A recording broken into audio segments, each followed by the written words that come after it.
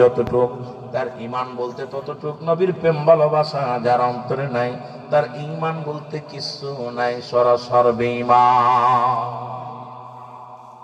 এখন আল্লাহ বলে ইন্না নিচিন্নাল্লাহ, আমি আল্লাহ ইউসাল্লুনা, আমি পড়েছি আলান নবী, আমার নবীর উপরে। এখানে একটা বেদাল ভালো করে মনে রাখবেন।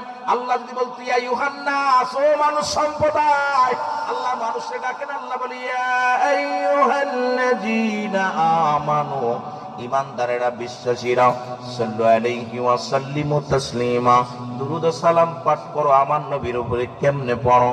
যেহেতু আপনারা শিক্ষিত সমাজ, অনেক উলামায়ে কেরাম, আশপাশে অনেক উলামায়ে কেরাম আছেন, দুইটা কায়েদ, একটা হলো তাসলিমান, তাগিদ দিছে পড়ার জন্য, আর একটা হলো তাজিমান, সম্মানের সঙ্গে। সুতরাং রাসূলুল্লাহর সঙ্গে কেমনে দুরূদ পড়বেন এটাও জানিয়ে দিছে।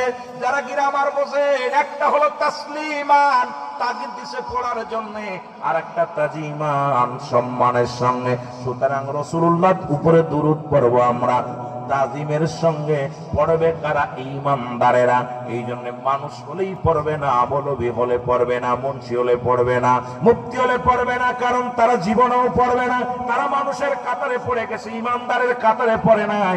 আর ঈমানদারের কাতারে যারা পড়ছে নবীর জন্য, তারা পাগল। এই জন্য আপনারা কি নবীকে চান কি চান না? আপনারা চান না? একটু হাত তোলেন দেখি, কিটা কিটা চান না? মুরবিও চাই না, কাম সারছে।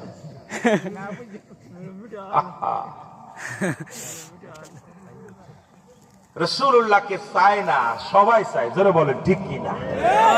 নাচিল আকাশ, নাচিল বাতাস, নাচিল কোন সৃষ্টিময়, রাসূল তোমারই কারণে বিশালে ভুবনে আমার মৌলা চির পরিচয়।